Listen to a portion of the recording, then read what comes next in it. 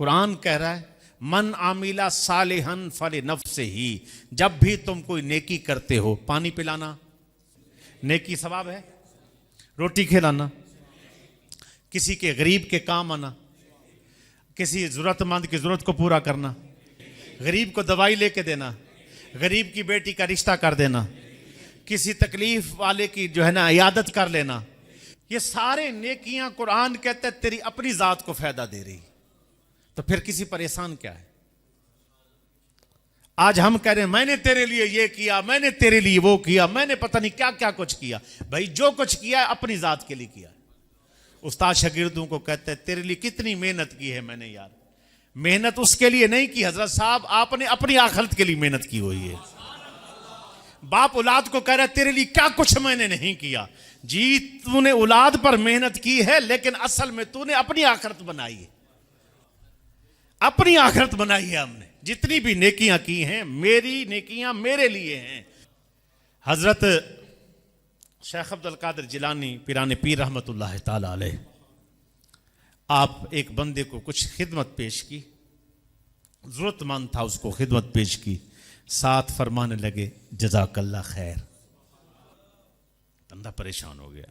خدمت بھی دے رہے ہیں، پیسے بھی دیے ہیں، درہم دینار بھی دیے ہیں، ساتھ شکریہ تو میں نے کرنا تھا، یہ شکریہ ادا کر رہے. نے کہا حضرت صاحب سمجھ نہیں آئی.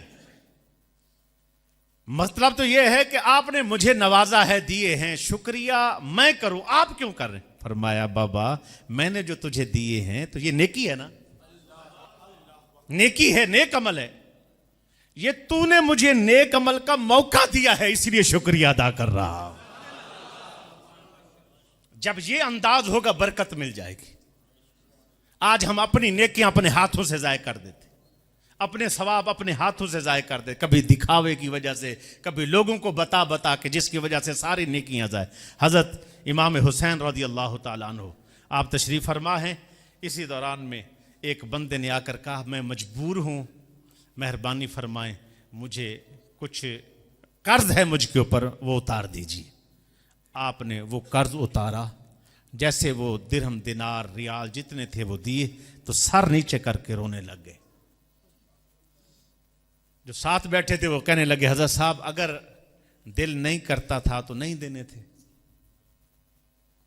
مال جانے کے بعد پھر ان کا غم کیوں کر رہے ہیں، رو کیوں رہے ہیں؟ فرمایا پگلے تو سمجھا ہی نہیں ہے، تو سمجھا ہی نہیں ہے. کہا جی حضرت صاحب آپ نے، اس نے مال مانگا آپ سے اور آپ نے اس کو دے دیا، جو کچھ آپ کے پاس تھا سارا کچھ دے دیا.